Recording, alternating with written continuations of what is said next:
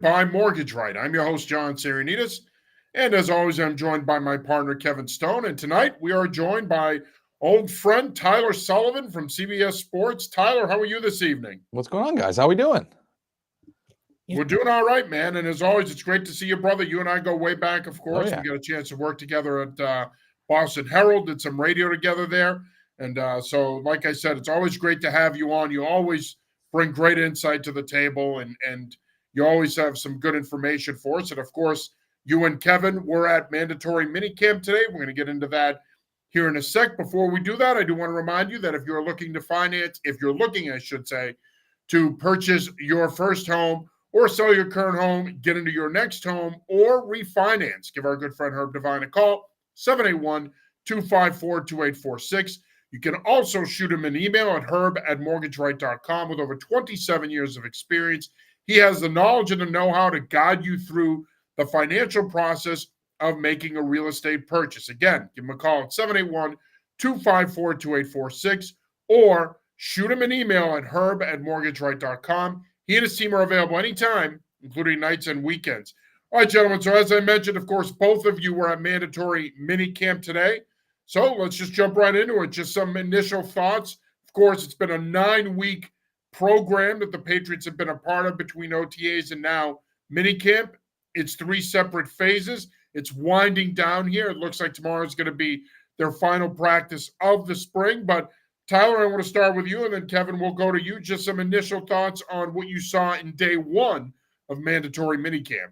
Yeah, I thought it was a good day, and Kevin and I were talking about this. It felt like a back and forth day between the offense and the defense. And, I do just like to pump the brakes a little bit because I know I'm going to start talking about Kyle Williams because I thought that he had a really good day, had a really long touchdown catch from, really good throw from Joshua Dobbs, had another one that was kind of a back shoulder catch on the sideline. So I was really impressed with him. He was the lead in my story, kind of the young guys on CBSSports.com. But I do like to throw the caveat out there, and I did do this in my preview on the website as well.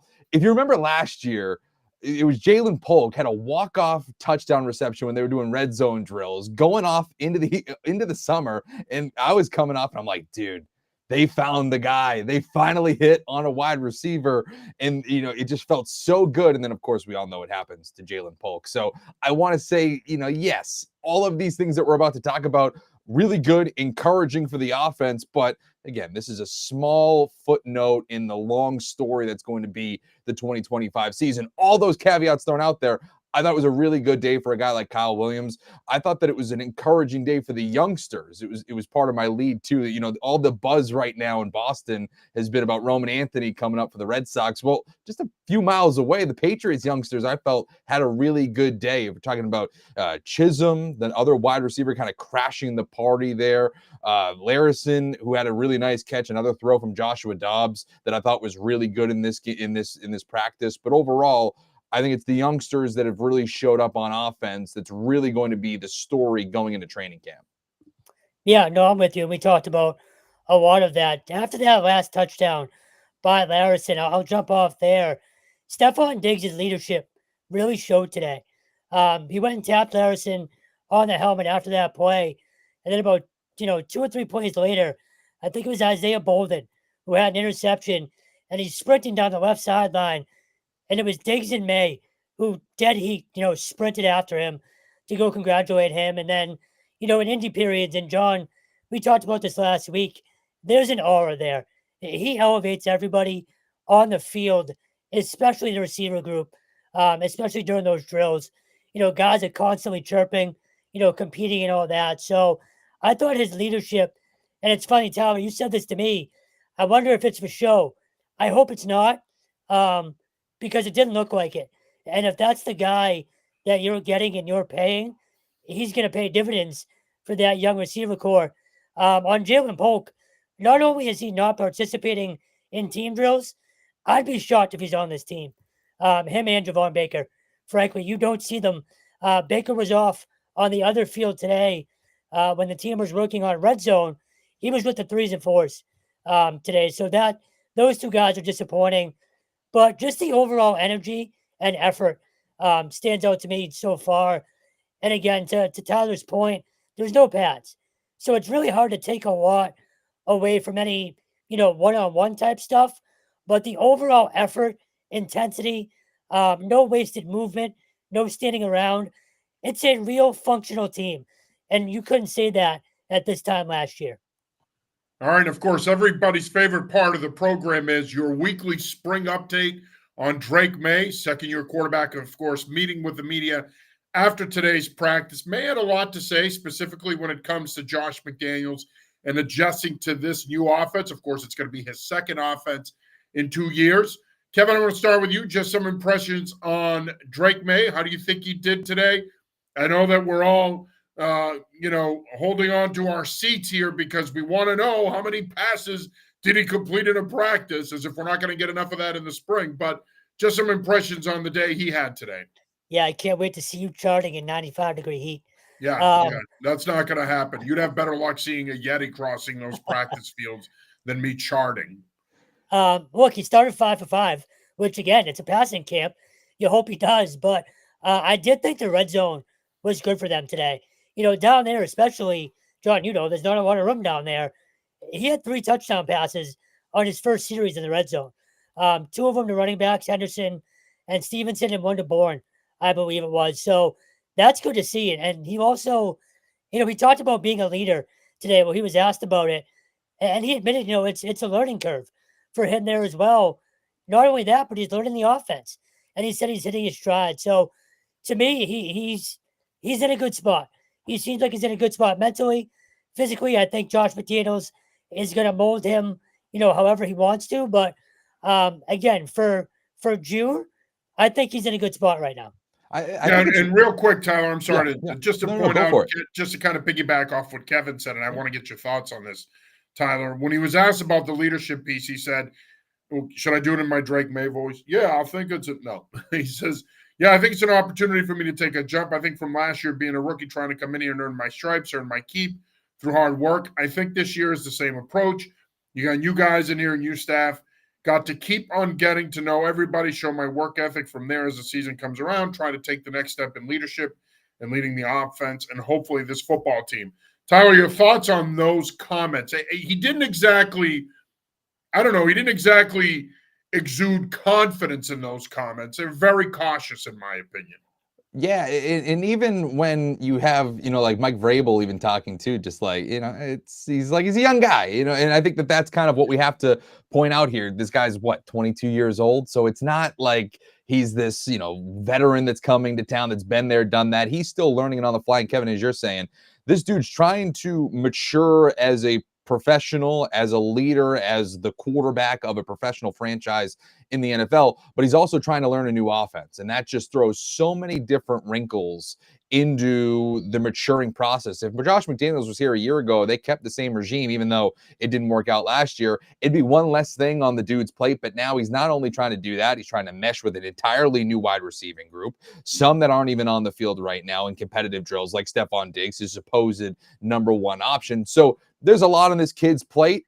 You know what? That's life in the NFL. You are a quarterback. If you are to be the franchise, the face of that franchise, you have to be able to handle all of that. But I do think that it's interesting to kind of see how he responds to this. And one of the things that I noticed on the field, it was very reminiscent, and you guys can speak to this too, of last year. A little bit of a slow start, you're like, okay, he's starting to, a little bit uneasy to start. Obviously, we all make, that 4 interception showing at OTAs, the alarm bells were ringing, but starting to get better as it goes along. I had him complete, I think it was like 14 of 18 today, 6 of 9 when they did those red zone drills. So again, you're in a passing camp. It's not physical. You don't have the run game to kind of really get a full grasp of what this offense is. But I feel like we're seeing a quarterback that's starting to figure it out. And that was basically the storyline last summer too. And he was really making a push to start week 1. I think en masse last year, he put together the end of a camp that could rival to be the starting quarterback in week 1. And I think you're starting to see that momentum once again starting to build, learning the offense for Josh McDaniels, and you're seeing a more confident quarterback, a more efficient quarterback. Yeah, and John, real quick, just to add to that, today in red zone, he was checking out the line a lot, which means he's already confident, or they have the confidence in him to do that already. Again, I know it's, it's geared towards the offense right now, but he feels more confident at the line of scrimmage too. And I'll say this really quick too, just because we're talking about Drake May. As much as we're going to say, like, Joshua Dobbs had a couple of wow throws today, the long one to Kyle Williams, the wheel route to Larison, I think was from Dobbs as well. Drake didn't have those like wow throws, but there was a moment with Travion Henderson during those red zone drills where it was just a nifty separation from Henderson. I believe it was Christian Ellis who was the linebacker on him for the touchdown. That is going to be so huge. We all know that the receiving back in Josh McDaniels' offense, that type of option for Drake May, I think is going to be invaluable this season. We saw a glimpse of that today. Yeah, it's going to be huge. I mean, the running back is going to be a big part of the passing game, like they used to be in this offense back when Josh McDaniels was here in 2021, and of course before that. But I think it is important, and I've said this all along, that the key this time of year for a quarterback, whether it's a young quarterback or a veteran, is you want to see progress. And I think in his case, again, he's going into his second year. He's going into his second system. You want to see progress. And I think it's safe to say we have seen that since that 4 interception practice. He has gotten better. He has gotten more comfortable. To Kevin's point about him audibling at the line of scrimmage, yes, that's installed. I mean, that's going to be in there regardless. It doesn't necessarily matter whether he's comfortable with it or not. They're going to install that anyway. But the bottom line is the fact that he's able to recognize the front or the coverage and the situation and check to a play that's better, that puts him in a better position to succeed as a whole, I think is a positive. You got to look at it as a positive. And as we go along here beyond tomorrow and into fall camp, him being able to do that in training camp, him being able to do that in the limited time I'm sure he's going to play in the preseason, that's going to be important. And obviously, when we get into the regular season, you're going to be seeing that out of him on a week-to-week basis. So there's no doubt that there's a level of comfort here with the offense. Obviously, again, going into this season for Drake May, it's going to be really important that he cleans up a lot of the stuff that he didn't do well last year, namely the turnovers, the ball handling, taking care of the ball, the interceptions. He's got to make better decisions. He now knows that the game is much faster at this level than it is at FBS college football. Guys, those windows that you had open in college, you're not going to be as open in the NFL, or they close pretty quickly. So he's figured all that out. He figured that out last year. So I think what you guys have seen all spring and what you've seen today is there is a level of comfort there. And I think that that's also going to extend beyond his performance. I think you're going to see him be more comfortable to be a leader. I think you're going to see him being more vocal. I think you are going to see a more competitive side of him. Now, the one question I have to ask, because I haven't seen him in person since the end of last season, does he look bigger to you guys? Does he look like he's put weight on? Because one of the things I kept stressing last season, specifically at the end of the season, was how much I wanted to see him gain weight. I think he had enough room in that frame to add another 10, 12, maybe even 15 pounds. Does he look like he's gotten bigger this offseason? Can you see a physical change in him? Tyler? I don't know if I have. Kevin, did you? I mean, we were right with him today in the scrum. I don't know if I can necessarily remember him at the end of last season or anything like that, but I don't know. He's just a lean guy. I don't think he's necessarily, like this, he's not like a Big Ben or anything like that. I don't think that there was much there. So it's funny. I almost said it to you today. I think he looks smaller. Okay, yeah. I thought and again, it might just be the non-contact jersey. I thought it was sort of baggy on him today. And as someone who wears a lot of baggy clothes, stuff doesn't fit right. He looks smaller today. Now, it could just be, again, we're up high and, that's what it is. But it's funny you say that, John. That ran through my head today. He doesn't, to answer your question, no, I don't think he's gotten bigger. I don't think he's gotten smaller, but it just looked like that to me today.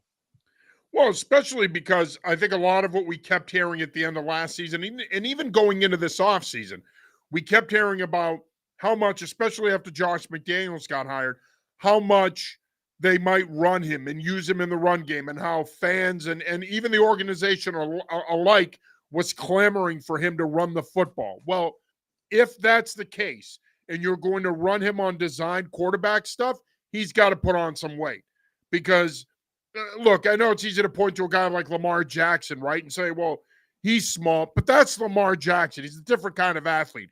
Drake May is not the athlete that Lamar Jackson is. And if you're going to run Drake May, you're probably going to use him in a similar fashion to what the Bills do with Josh Allen. And if that's the case, in my view, I think he needed to be a little bigger going into the season. Now, if you guys aren't seeing that, obviously that might not be a priority for him, or it certainly hasn't been a priority for the organization. Before we go over to the defensive side of the ball, thoughts on the offensive line today. Of course, they're going to be under the microscope all summer long, going into the regular season. Kevin, I want to start with you. Any thoughts on the offensive line? Did anybody pop to you? How do you think they performed overall? So compared to last week, I did think Drake had more time today. And again, it's really hard. It's not a real pass rush, but he had a good amount of time, a lot of times today. So that was good to see. But Morgan Moses got torched at one point by Harold Landry. That, to me, that speaks more to Landry and Tyler. We were talking about this. He looks like he did a PC right now. He's flying off the ball. But again, hard to really know until they put pads on. But no, he had two really good years in Tennessee, so I'm hoping we get that version of him rather than the college version. But I get what you're saying. Yeah, and then on one particular play, I actually think it might have been an out to Bourne. Will Campbell completely stuffed Keon White flying off the edge, just held his ground, stood him up, and completed a pass. So, that one play jumped out. But as a unit, they're not terrible. I mean, again, it's a passing camp. You hope the offense can move the ball a bit. So they've looked fine. But again, you guys know we can't really tell yet. Yeah. We're not going to be able to know until we get back here this summer for training camp. The things that I look at this time of the year, and we're not supposed to report on them, but who's lining up with who and where all that's shaping out. I would say, without saying, who you think would line up where is about right. If you think that someone's going to be a starting I'm left guessing tackle, here. Again, I want to reiterate here that I'm guessing, but to Tyler's point, I'm assuming Campbell at left tackle, Strange at left guard, Bradbury at center, on one at right guard, Moses at right tackle. Yep. I would assume that as well. I would assume that's what week one would look like, barring health and injuries and all of that. The left guard thing is going to be interesting. That I think is the one area on the offensive line that I think is up for grabs. Everything else seems to be relatively set in stone, but there's room there for competition at left guard, I think. Yeah, I think so too. And again, offensive line is going to be interesting for a variety of reasons, but you have a lot of bodies on the inside there. And again, what do you do with the guys they drafted last year? Forget about the guys that Belichick drafted his last couple years. I think a lot of those guys are probably bubble guys going into camp anyway. But what do you do with a Layden Robinson? I thought he got better as the year went on, but did he show enough on film that Doug Marrone and the offensive line coaches are comfortable enough to go to Vrabel and say, hey, we think this kid deserves a shot to be our starting left guard? Who knows? But I think there's a lot of bodies there. I think Vrabel's going to really push the competition angle. And I think a lot of the competition we're going to see on offense outside of wide receiver is going to be there. And I'll say this too, as much as we want to talk, and I was referencing the interior, I still want to watch the tackles too, because as much as we're going to say, okay, it's Morgan Moses, we have the offensive starters set in Will Campbell and Moses. I don't know what's behind there really. Vidarian Lowe is your swing tackle probably, but I don't feel great about the depth at tackle right now. So I want to see that as well too once the pads get on. No, that's a great point. And they did bring back Trey Jacobs. I mean, they've got bodies there, but back to my earlier point, I think that's where a lot of the focus is going to be in camp in terms of competition. I think we want it's going to be interesting to watch how the inside there sorts itself out. And of course, like I said, wide receiver is also going to be a position where we're going to see how that sorts itself out as well. Go ahead, Kevin. No, I'm just going to say to Tyler's point, and I'm not just saying this because he's a local guy, Jack Conley has stood out. He was with the two group today. He wasn't on that other field with, the quote unquote lesser guys. I think he has a real shot to be a depth piece for this line. Well, to Tyler's point about Vidarian Lowe being your swing tackle, Yeah. Jack Conley can be that swing guy. Yep. He can play guard and tackle, and I think that could potentially be his advantage here. Whereas a guy like Lowe, and I think he makes this football team, I think he has enough value based on what he's done the last couple of years that he should make this team. But I think in many ways, if Jack Conley has a strong training camp, because of his ability to potentially play at least 3 positions, that's going to put him in a really advantageous spot to potentially make this team. Yeah, and if nothing else, and I know this doesn't really mean anything, but he's been walking up the steps with Will Campbell every single day. And then after practice, it's him, Morgan Moses, and a few other guys. Tyler, you saw it today. That was what, a half hour after practice, still putting in the work. So it speaks to Moses' leadership. But just in general, Conley's making sure he's around the right people at the very least. Yeah. Well, it's going to be huge. If he wants to make this football team, he's definitely going to have to be around the right people. And he's going to have to pick the brains of guys like Morgan Moses, the guys that are veterans, Garrett Bradbury, that have been around, that as long as they're willing to share, that's only going to help him and Will Campbell and some of these other younger offensive linemen. All right, let's shift gears here now and talk about the defense. What did you think of them today, starting with the front seven? Of course, we all know Patriots spent a ton of money on that front seven with Harold Landry and Milton Williams and Robert Spillane. Tyler, I want to start with you. What did you think of those guys? I think the guy that Kevin and I were talking about the most was Harold Landry, because it's interesting. He looks really slight. He looks skinny. And you're like, okay, he doesn't look like an imposing force off the edge, but he's fast. He can get off quickly, as you were referencing on that play. And there was one other one. Are you talking about the same one where Drake May kind of ran out of bounds? It was like a dead play almost. Was that the one that you're talking about with Moses? Yeah, he forced him out. Right. So it was just it just blew up the play entirely, and it was all speed. And so the question to me is going to be how they're going to use Landry. Is he just going to be a situational speed rusher, or is he going to be kind of an every down guy? That's what I think is going to be interesting. Once we get the pads on, we'll probably get a better sense. When it's a pure passing camp, the dude can just absolutely light it up off the edge with his speed. But that to me was what was stood out so far. His size, which is a little slight, but also his speed. It's Barmore for me. Yeah. He looks a little bit thinner, which, John, I don't know. Is it a good thing?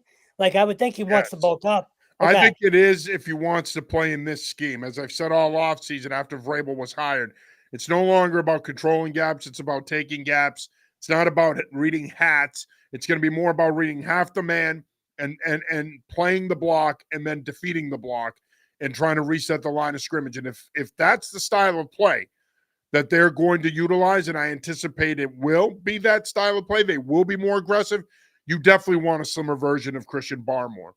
Yeah, he looks really good. And Tyler, you can speak to this. They're moving him around. He's not just, Which you're going to see a lot with him and Milton Williams. I mean, those guys are they're going to be multi-alignment guys. They're going to play all over the front. Yeah, and he said today, I'm trying to show I'm me. Again, it's only June, but he is well on his way to doing that. He looks fantastic right now. I just think at all these levels, there's so much depth defensively. I think that's going to be the calling card of this team. I almost wonder if they're going to be kind of, looking at it nationally, Denver 2.0 of last year, where it was a top 5 defense. I believe that they were like, I don't know, something in like they were top 5 in the NFL in yards per play allowed. Like, they were just unbelievable. And then they had their moments on offense. They had those explosive plays, just efficient quarterback play from Bo Nix. I wonder if that's how the Patriots want to win football games in 2025. Maybe a little bit more explosion because you have Stephon Diggs, but it's going to be the defense. Obviously, Mike Vrabel coming from that side of the ball as a player. I just feel like that's what it's going to be. And it starts with, I believe, Christian Barmore and Milton Williams. I think those two are going to be your calling cards. Of course, you have guys like Christian Gonzalez in the secondary, who's your all-pro player. But I think where their bread and butter is going to be defensively is, as you guys were saying, their versatility with those two guys on the interior and being able to move those guys around, I think is going to be insane. It's going to be huge. And I think the other thing to keep in mind is the pass rush. You guys mentioned Harold Landry. You got Landry. You got Kayvon Chason. You got Braden Swinson. They're going to be able to bring pressure off the edge. And then don't forget a guy like Spillane, who is arguably, if not the best blitzing linebacker in the league. he's top 3. He's one of the best pass rushing linebackers in the league. You can mug him and bring him. You can mug him and drop him. You can walk him up and bring him off the edge right at the snap. Like, you could do a lot of different things with him. He's going to be a nice little chess piece for Terrell Williams. But again, make no mistake about it, this Patriots defense is going to be much more aggressive than what we saw last year. And really, in many ways, fellas, they're going to be much more aggressive than what we had seen the last couple of years out of Bill Belichick's defenses. Our good friend Bill Vaughn joins the show. Love the McGuirk wallpaper tonight, of course, paying homage to our good friends over at UMass football, Coach Harris Simiak and the boys. I'm going to try to mix up these backgrounds on a week-to-week basis. Bill asks, I thought that it's odd that there's no field practice for tomorrow. Is that odd for a new regime? What are your thoughts, guys? So, Tyler, I'll start because, I asked you this today. I was surprised when I first read it, but the more you think about it and you listen to Vrabel today, it's sort of just throwing the guys a bone, and they're still going to work on Wednesday. And we've also heard and it's Wednesday, not tomorrow. Yeah. Tomorrow is still a regular practice. Yes. Right. Yes. So it's important that we clarify that. Correct. But they're going to do some team bonding probably on Wednesday. Vrabel said they'll lift and have meetings. So, it's not like they're getting a free pass and, heading out on vacation early. They're just not doing field work. So at first glance, when I read it this morning, it was like, oh, wow, that's a little surprising for a new head coach. The more you sort of think about it and he talks it out, it's really not that big a deal, I don't think. Right. And you got to reference this too, right? Former player, knows the shoes that these guys are in right now. And if he feels good about the body of work that they're putting together, then it doesn't really, shock me. And again, I do think that there's probably going to be some sort of team bonding thing. If I had to guess, I don't know that. But if they're going to be in the building, doing some lifting, doing some meetings, maybe they go do some team bonding thing at some point just to kind of end on a relatively high note in terms of camaraderie and building that culture. Maybe that's what it is. Maybe it's, all right, listen, we've done all the on-field stuff over the last 9 weeks or whatever it is. Like I said to you today, Kevin, all right, they're not going to not win the Super Bowl because they didn't have an on-field practice on the final day of minicamp. I don't think it's going to make that big of a difference. But what could make a difference is if they do something that's a culture builder off the field, get the good vibes going as you go into the summer break before you hit training camp later on this summer. There's a possibility that might be the logic there if you're Mike Vrabel. Yeah, absolutely. And to your point, Tyler, I mean, it's not going to make or break your Super Bowl chances or your playoff chances for that matter if you don't practice on Wednesday, okay? And the hay's in the barn. Everything that they've wanted to install this spring, the base offense is in, the base defense is in, the next layer of the install coming off of the base offense and base defense is in or is going to be going in this week. And now it's really, you get 5 weeks off and then you're back at it for training camp. And now you pick up where you left off from an install standpoint, but now you're installing every day. You're adding more to your base. You're adding more to those additional layers, and you're putting in stuff that you want to take a look at, that you want to practice. You're not going to necessarily game plan for the preseason games. Obviously, that's not a thing. But the bottom line is, if he's giving them Wednesday off, if you will, in terms of field work, then obviously the offensive coaching staff, the defensive coaching staff, they must feel pretty good about where they're at in terms of their install and the execution of that install. Otherwise, he wouldn't necessarily be giving them the day off. But the other thing to keep in mind here is we saw this even going back to Bill Belichick. Belichick hardly ever practiced that third mandatory minicamp practice. Mayo didn't do it last year either. So this is nothing new. Coaches have been kind of trending in that direction now for a while. Even the whole new head coach thing, it's sort of a little surprising to you, or no? Not to me, it's not. No. He must feel, to Tyler's point, he must feel pretty good about where they're at right now. Yeah, no, it makes sense.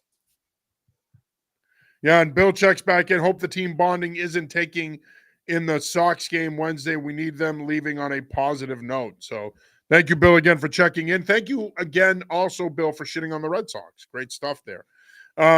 Before we let Tyler go here, I do want to, kind of look ahead here, Tyler, and just get some pre-camp thoughts here from you. First things first, just some thoughts on training camp. What are you going to be looking for as we go into training camp? And in the event that, and my guess is we'll reconnect again before the regular season starts. We love having you on. You are truly one of the best on the beat. Just some initial win-loss thoughts on the upcoming season, what do you think is a legitimately fair record for this football team? Right. So I'll give you the storyline that I'm looking at going into training camp, and it's the obvious one, right? It's the wide receiver room. To me, that is the big crux of this whole operation that we're going to look at with Josh McDaniels and Drake May going into year 2. Who is the guy throwing to? What is it going to look like? And it's, to me, I look at it in a few ways. We've talked about this today, Kevin. I think 6 wide receivers they carry going into the regular season, and even that's a pretty big number. Last year was 7, but I think it's 6 if we want to just use that as a working number. To me, it's Stephon Diggs, Matt Collins, and Kyle Williams as the bona fide locks because you added them all this offseason. Pop Douglas is the next closest thing to a lock, so I'm already at 4. Now we're talking about two spots for a ton of guys. So who is it? Is it Jalen Polk, Javon Baker, Kayshon Boutte, Kendrick Bourne? Is it Chisholm? I mean, I got 5 guys right there for 2 spots, and I'm probably missing somebody. To me, right now, not to cut you off, Tyler, but do you guys really believe, based on what you've seen, do you really believe Chisholm can make this football team? 100%. Yes, I absolutely do. Again, let's see what happens. I still have my doubts. Let's see what happens when the pads go on. Right. That's the big thing. The only reason I have some reservations is he ran a 4.71. And even when you watch his college tape, he's a crafty route runner. He knows how to separate at the top of routes and create separation at the stem. But my issue with him is he going to be able to do that on a consistent basis during the regular season against the other team starters on defense? He might show that he could do that in the spring. He could potentially show us that he could do that over the summer during training camp in the preseason. But the question is this kid explosive enough and athletic enough that he could do that during the regular season and carve out a role for himself? You're 100% right to point that out because, again, it's going back to what I was talking about with Jalen Polk when we first started. Like, anybody can look good at this point in the year. What happens when we actually translate to real or something closer to real football? I will say this today, they were doing these drills, and I'm not speaking out of school because it was during one of those periods that we can actually, film and talk about. They were running red zone routes, and man, he looked one of the more crisp wide receivers at that point during those drills. The question will be, in everything that you're saying, what happens when he actually gets to the top of that route, gets jammed, actually has to face some physical contact? That's going to be the story. But right now, as we're getting out of day 1 of minicamp, and we have to, let's say we're penciling in a wide receiver room and how that shakes out, yeah, I think he's been worthy of being in that conversation and getting one of those final 2 spots that I was talking about. And Tyler, just before you go on to your record, on Chisholm, he hasn't dropped a pass the entire spring. In drills, in OTAs, in 7-on-7, in team, 0 drops. So he's consistent, if nothing else. All of that other stuff is true, of course, but he's dependable right now. And for what we have to see, that's all you can ask. Yeah, caught both of his passes today. I think they were both from Dobbs, but still, you had Drake May talking him up, saying he caught like 50 balls during his presser, so he's catching the attention of QB1. But going to the record now, I just look at this team, and I had to do this story for CBSSports.com, going through all the first-year head coaches. Will they go over expectations or under expectations? I think that Mike Vrabel is going to go over here. Right now, their win total is 8.5, and I just look at that, and I look at their schedule, and I say, all right, I could coach this team to maybe 8 wins because of how bad the opponents are. Taking away all of the talent that they've added, the increased ceiling or the increased floor that I think they're going to get going from Gerard Mayo to Mike Vrabel as a head coach. You go down the schedule at home, specifically Vegas, the Pittsburgh Steelers, who got better, I guess, with Aaron Rodgers, at least better than what they were going to have with Mason Rudolph. But Carolina, you have the Browns, the Falcons, the New York Giants, obviously the teams in the division. I don't think the Dolphins are going to be that good. So I think you could sweep them during the regular season, even though you do got to go to Miami early in the season. I just look at that and say, you're probably going to win like 6 games at home. And then 2 of the other games on the road, New Orleans, Tennessee. 2 bottom dwellers in the NFL. One of them had the first pick in the NFL draft this year. The other one might be the worst team in the NFL. The odds say that they might have the number 1 overall pick in 2026. So I look at that and say there's 8-9 wins already there.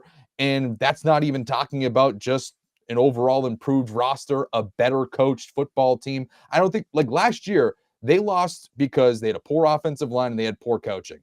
I don't think they're going to have that this year. There might be some issues along the offensive line as they figure themselves out, but you're not going to lose games because Mike Vrabel is going to coach you out of something.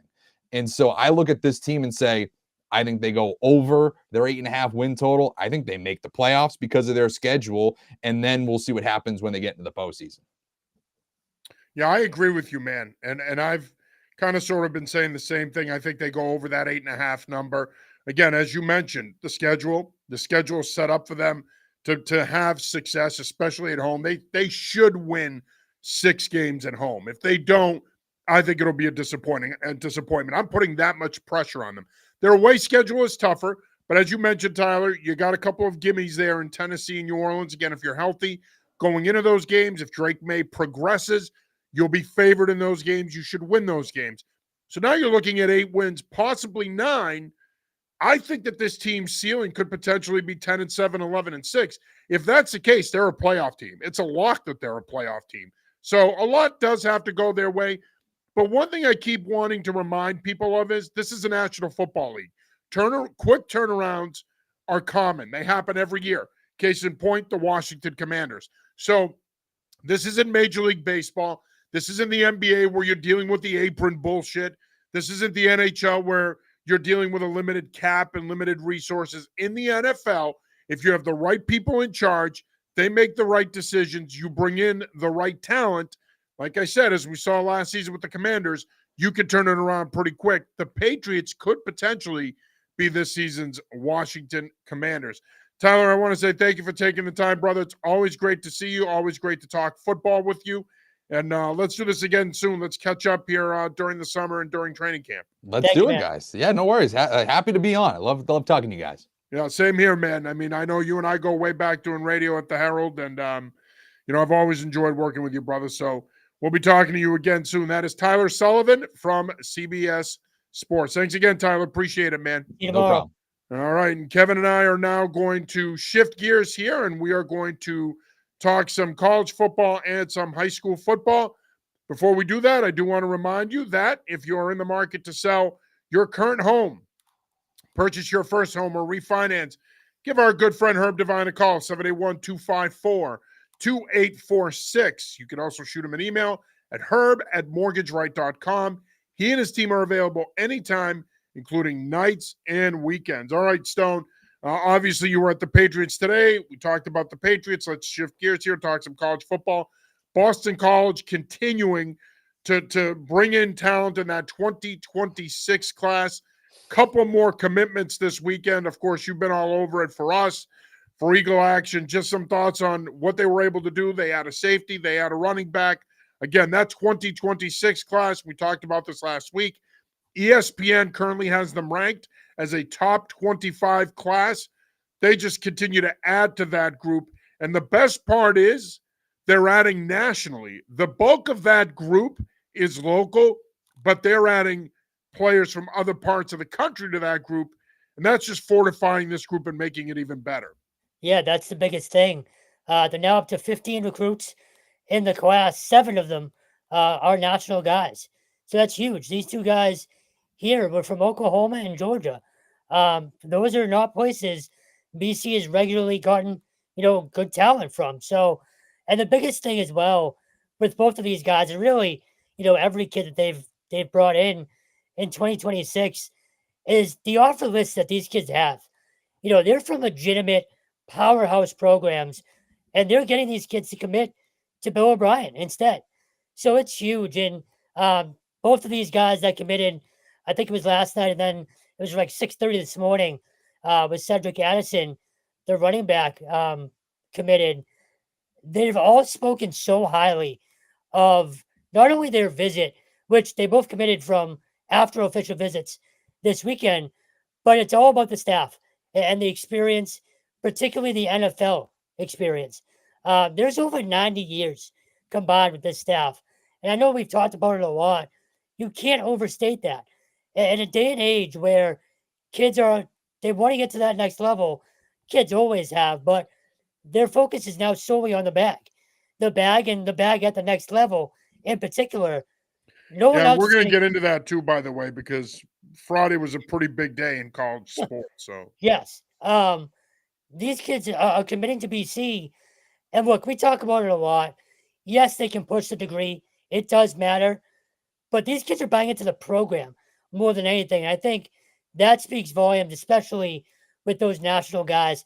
You can talk about keeping the fence around, New England, and they're going to do a good job of it, just like a lot of teams around here are going to try to do. But getting these national talents to commit to the program when BC is not a nationally recognized, shouldn't say not nationally recognized, but you know what I mean? They're not in prime time all the time. well, To get no, they are. I mean that's so they're not all the time, but look, that's the compared to ACC. That's more yes, an indictment on the ACC than it is Boston College. sure, Boston College is a national brand. Boston College is a national program, and I 100%. think it's reflective in the recruiting. So 100%. I more so meant compared to the other schools that these kids are getting recruited by in terms of getting the spotlight, getting those national games. You know what I mean? So the fact that the kids are buying in to this program right now is huge going forward. And it's only going to get better as this month of June goes on and they have more kids in for official visits. So this staff is doing one hell of a job right now. Yeah, that 2026 class is pretty good. Willem checks in. He says, "Hi, how's it going? Hey, man, what's going on? Thanks for checking in. We appreciate you." He then lets us know that he's on his fourth beer on the porch, so it must be a Good nice night. night down there in Connecticut for Willem. If you're having your fourth beer, that's now you're tugging at Kevin Stone's heartstrings. My bad that I missed the last show. You didn't miss much. Stone said a lot of the same things he always says. Always. He's consistent, if nothing else. I can't wait for the high school football season.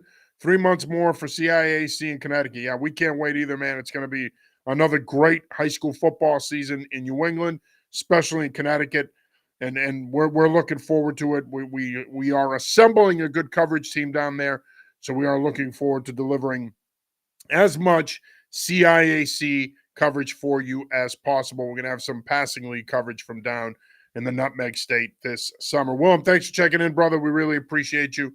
Appreciate you taking the time and watching the show. And if you get a chance and you miss any parts of it, it'll be up later on tonight as a podcast. So make sure you check it out there as well. Stone, I want to get your thoughts on, as I mentioned earlier, Friday, of course, was a landmark day in the NCAA. There was a settlement with previous athletes and current athletes.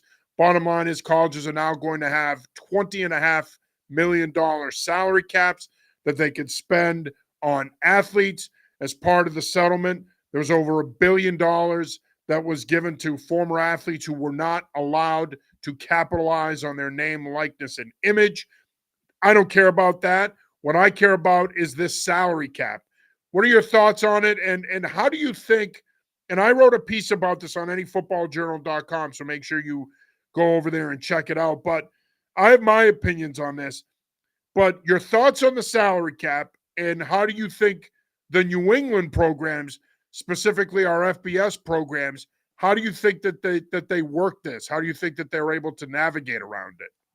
So, first thought is I think UConn has the best chance to get it right. I don't know if you feel the same way, but for whatever reason, I feel like the way that A, they go about recruiting, and B, the facilities they have, I feel like they can get more eyes from bigger talent. Do you know what I mean? Does that make sense? Um, as Before I I go said in the piece, and I broke it down from different perspectives, as I said in my piece, I think the biggest issue here is going to be how do you allocate the money? And more importantly, how do you get the money? Because what this is going to do now is it's going to force colleges and universities to have to go out and generate more revenue somehow, whether that be yeah, through ticket sales, through merchandise, through marketing, through donations and working the alumni and getting more donors on board or getting more out of your bigger donors. They're going to have to get creative with how they generate revenue now, because if they want to use this salary cap and they want to pay student athletes to play in their program. And let's face it, this is not a knock on the other sports, but I saw this over the weekend, and it's a fact. 90% of this money is going to be used on football and basketball. And let's face it, those are your two biggest revenue sports. Those are going to be the sports from an athlete standpoint that you're probably going to invest in the most. So there isn't going to be a lot of money left over for the other male sports. And unfortunately, there isn't going to be a lot of money left over for women's sports. There'll be some, but the majority of this salary cap money, this $20.5 million that each school is going to have to play with, if they opt in, of course, that's the other key piece here, is that they have to opt in. And I suspect the FBS schools around here will probably opt in, but I would be surprised if any of the FCS schools opt in, because again, how do you generate that revenue if you're a UNH, a Maine, a Bryant, a URI? It's going to be really tough. So all that being said, I think that's going to be the biggest thing, is how do you bring in money to finance this? And let's go back to Boston College, because you mentioned the academic part of it earlier. If you're Bill O'Brien and your coaching staff, you're going to say, yeah, we want to be able to compete on a level playing field with the other schools we're recruiting against. We need this. You could get it. Jim Mora could say the same thing to UConn. You could get it. But now what it means for O'Brien, for Mora, for Joe Harris-Simiak, they've got to hit the streets even more now. They've got to hit the streets.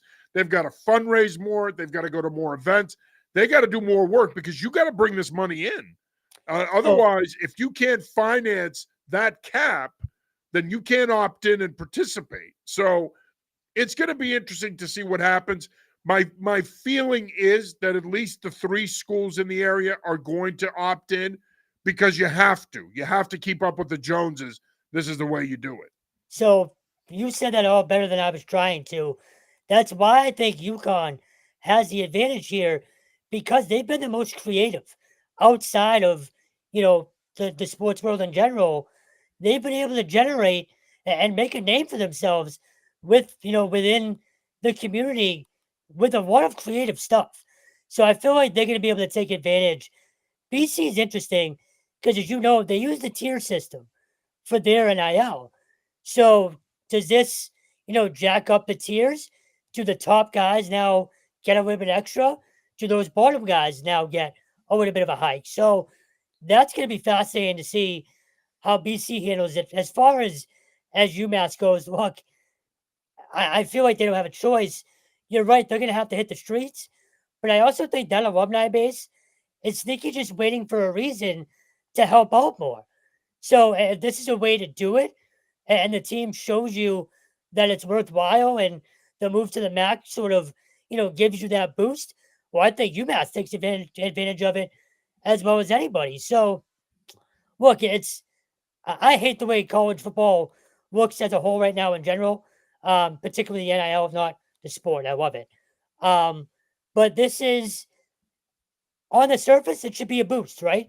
Like, this should help your program if you do it right. With the FCS schools, could you see the Ivy Leagues doing it? I could see them doing it. No. Okay.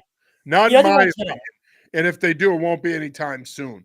I think the Ivy Leagues are in a pickle, because I think, again, now the Ivy Leagues move slow. They don't do anything at the same pace as anybody else does. And that's strategic. That's not on purpose. I mean, it's always been a league of conviction in that they believe what they believe in, and they operate the way they operate in. And the fact that they agreed to allow their schools to participate in the FCS playoffs, that's what the presidents were going to give you now, and it's probably about as much as they're going to give you for a while, okay? I don't see it. And I've had people ask me, they're like, well, with their endowments, why wouldn't they? It's not that easy. That's why I asked. It's not that easy. Yeah, and it's a very good question, but I don't see them jumping on that wagon right now. Could they in a couple of years from now, maybe 4 years from now? Sure, but in my opinion, I would be surprised if the Ivy League schools jumped on this wagon and participated, because remember, the other part of it with them is they want to maintain that academic integrity piece. That's another part to this. So I don't think that they're going to jump in. Now, it's interesting because Willem checks in. He says, go UConn football. We're on the rise. By the way, a beer update, he's on his fourth and final. So he will not be having a fifth. So don't worry, Stone, your record is safe. Willem also says UConn baseball and hockey is pretty good, soccer and women's field hockey as well. Yeah. And again, I think those sports, because they don't generate the revenue that football and basketball generate, those sports unfortunately are not. I think there'll be some money there for them, but I don't think that these athletic departments are going to allocate that salary cap as much to those sports as they will to the big two.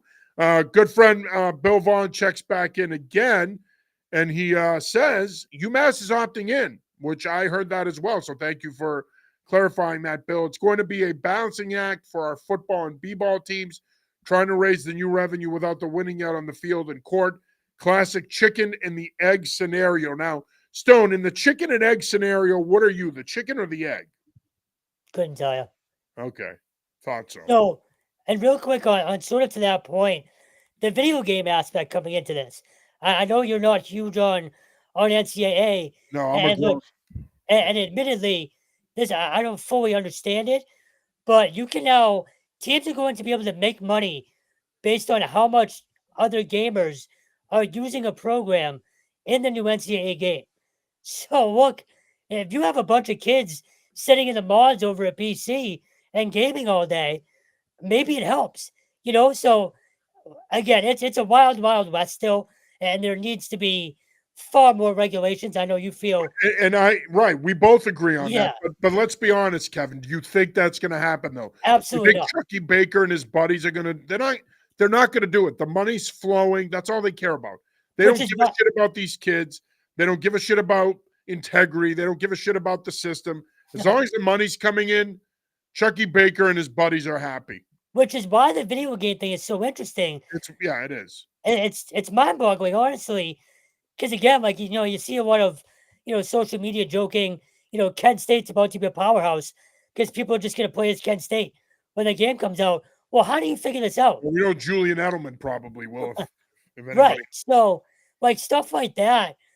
Look, I'm all for programs like BC being able to compete with Florida State in the ACC or Florida in the SEC in terms of money to spend, but none of this makes sense in terms of how it's actually going to work. So I'll believe it's going to help when I actually see it starting to help at least the programs around here. Well, like I said, I think all three programs are going to opt in. They're going to opt in because you have to. As I said earlier, you need to keep up with the Joneses. If you're not willing to spend, look, let's not kid ourselves. And I think that this is an important part of it. It is no longer traditional college athletics. That's dead. It's over. Free agency. Okay? Yes, it's the minor leagues now. So we need to stop talking about academic integrity and kids going to class and all this happy-go-lucky horseshit. It's none of that. So can we just stop? Nobody cares about any of that. The Ivy League does. That's why I don't see them opting in and participating in this, at least initially. And I think they're going to make that decision as a league. But when it comes to the FBS schools, I mean, really, is that really going to be your priority now?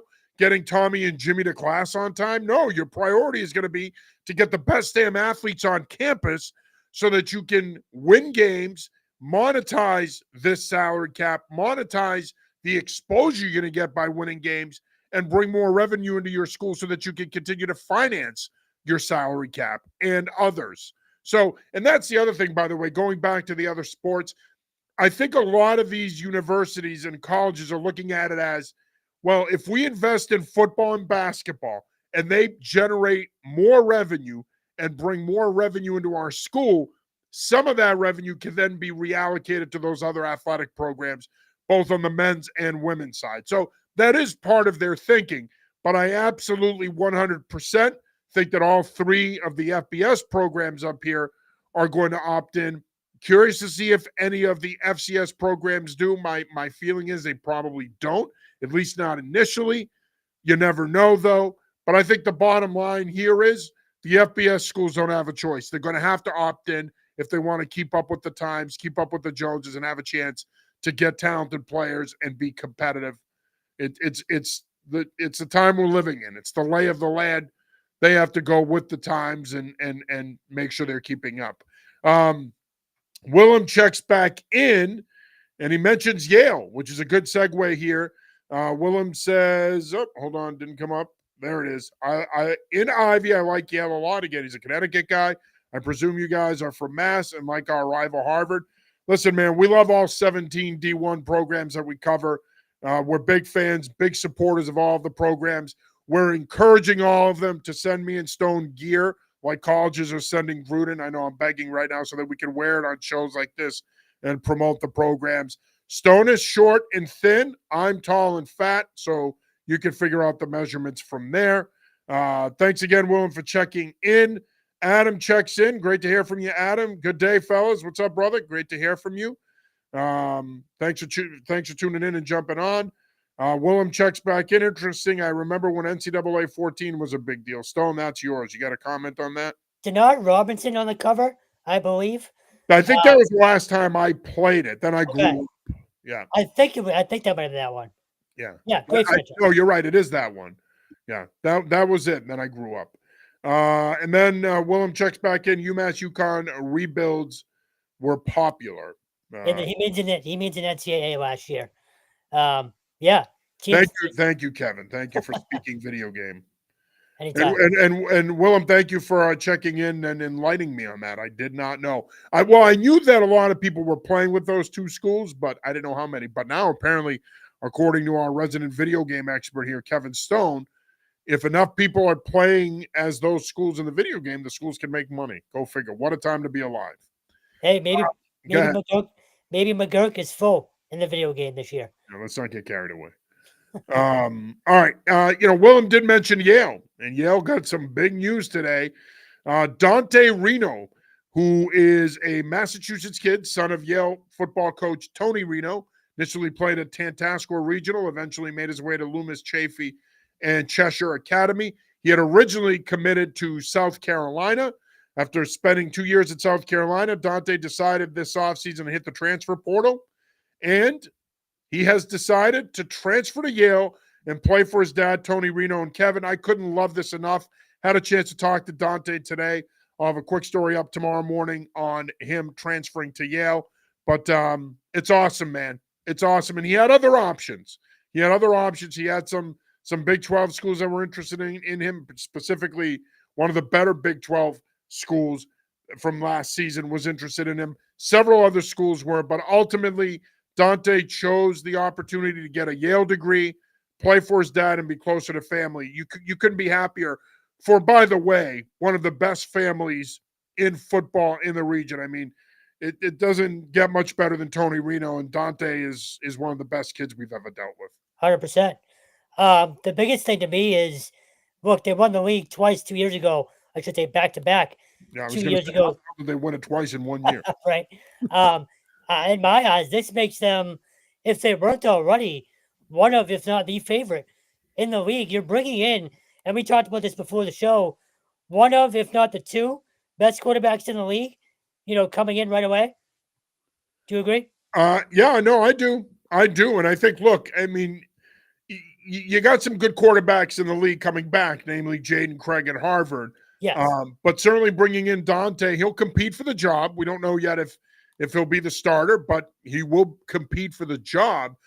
Tony Reno and his staff have always recruited well at the quarterback position. So, he's not just going to walk in and be he's not going to be given the keys to the car and be the guy necessarily right out of the gate. He will have a chance to compete for the job. But nonetheless, this is a tremendous story. And I think I said this when Dante announced he was leaving South Carolina. I said this to you. I said this to some other people. I said this to our good buddy Mike Uva, who has covered Dante's career and still stays in touch with him. I felt that Yale was more of a possibility than people think. And some people said that's way too easy. His father's there. He's not going to go there. He's going to want to, carve his own path. He's not going to want to go play for his own man. But the reality is, when you think about it, you're getting an Ivy League education. You're playing a high level of football. And here's the other thing to keep in mind. He has enough eligibility that he could play at Yale, finish out at Yale after 3 years, and then he could grad transfer back to an FBS program. And at that point, he will have had a body of work as a starter. So this is a win-win. It's a win-win for Yale and Tony Reno. And in my opinion, it's a win-win for Dante. Because, again, it's easy to say, well, he could have gone to other FBS schools. And from what we were told, he had other opportunities.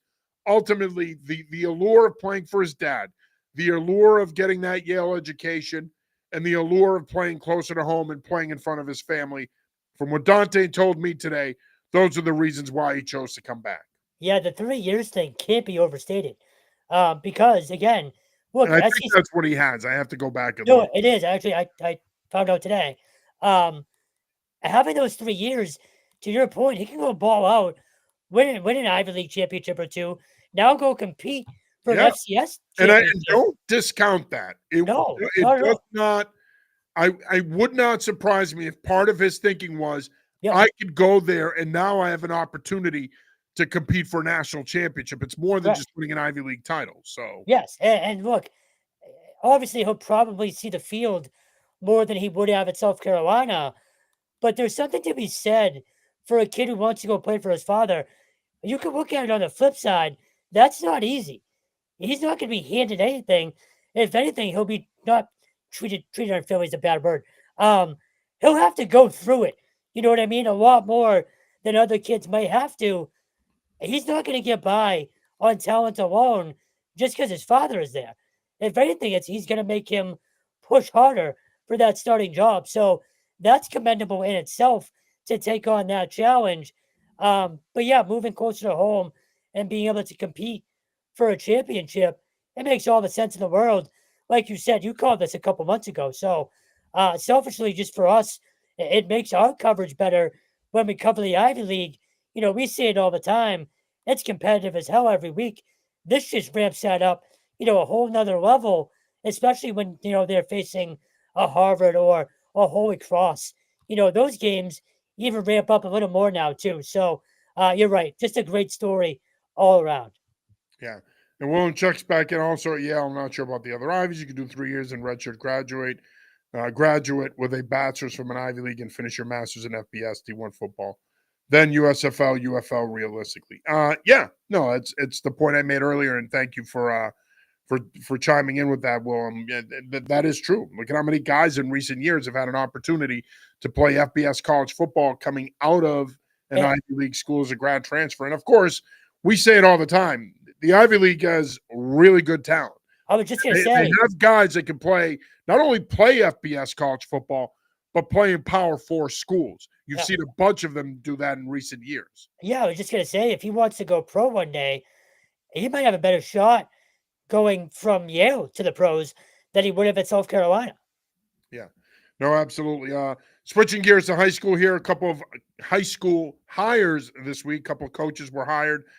Colton Boisele, the former quarterback at Oakmont High School, is now the new head football coach. So congratulations, Coach. I had a chance to talk to Colton over the weekend for a piece I did on his hiring. Colton, of course, is also a math teacher at Oakmont High School. He's not only an alumnus there, but then he went on to have a good college career up at Bates College, where he set the single game record for passing yards in a game in 2021. So he is a bright offensive mind in the area, and I think he's going to do a terrific job at his alma mater, Oakmont High School. Ryan Pearson, former offensive coordinator at Jonathan Law High School in Connecticut, was elevated to head coach last week, taking over for Coach Drury. We want to wish Coach Pearson luck. Jonathan Law opens the season the second week of September. It'll be Coach Pearson's first head coaching job. And again, like I said, we want to wish him the best. We're hoping to have both coaches on at some point on the coaches chat as well to get to know them and what their plan is for their respective programs. A couple of other things. Massachusetts Pirates improved to 4-5 on the season after a 40-23 win on Saturday in Indiana against Fisher's Freight. I know that sounds like a toy company, but it's an actual IFL Arena Football League team.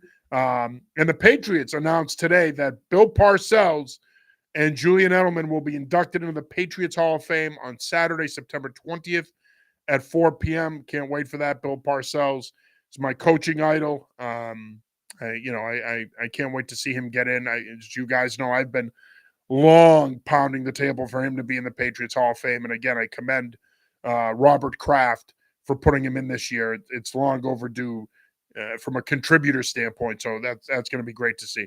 All right, Stone, we went long tonight. Any final thoughts here before we wrap it up? Nope. Patriots coverage again tomorrow. Not sure if they'll be inside or outside. Depends on the weather. But overall, I would say fans should be encouraged. I know it's only June, but again, like I said earlier, there's an element of they're functional.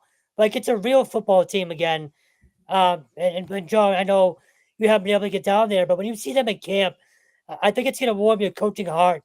There's just there's a real element of business-like approach, no wasted movement. Like I said, Vrabel has everybody sort of pulling it all in the same direction. Again, until we see it in pads and until we see it in the game, it's hard to say anything. But right now, fans should be encouraged. I don't think we're going to see a lot of the same crap we've seen the last 5 years. But again, continue to stick with us. As always, appreciate the support, and you'll be seeing a lot of us out at camps pretty soon as well.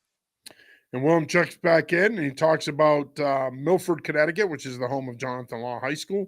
Says Milford is a nice small city. I might run the 5K there for the 4th of July. That's awesome, man. That's good stuff. Stone runs 5Ks all the time, right? Every day. Yeah.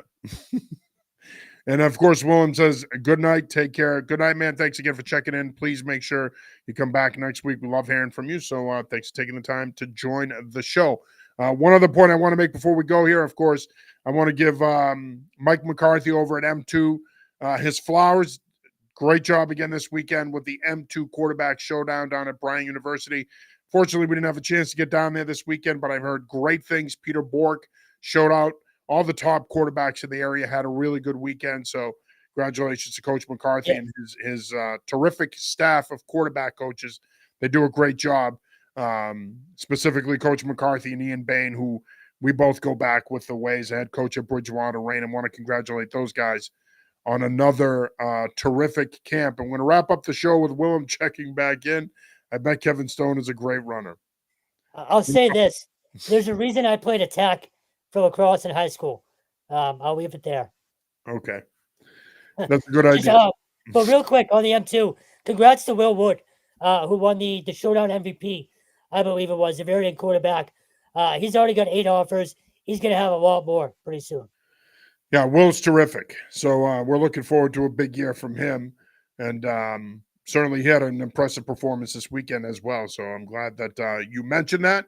Like I mentioned, Peter Bork, you mentioned Will again. All the top quarterbacks in the area did well. Will, I thought Willem was going to bed. He said goodnight. And John, a defensive end. Listen, my friend, I was not a defensive end. I lacked the explosiveness. I was that fat guy that they played as a zero tech in the middle in a 30 front, and they just asked me to eat blocks. And I treated those blocks like steak and cheese subs, and I ate them. That's basically all I did. Although my freshman year, I did block a punt, but that was about it. That was a highlight of my playing career. So, no, not a defensive end. Anyway, and by the way, when I say block a punt, I tipped the ball. It's not like I laid out and ran into the punt or anything. I mean, it was what it was. Anyway, that'll do it for this week's episode of the New England Football Show. For marathon running Kevin Stone, I'm John Sarianides. Till next week, have a good week. Be safe. And as always,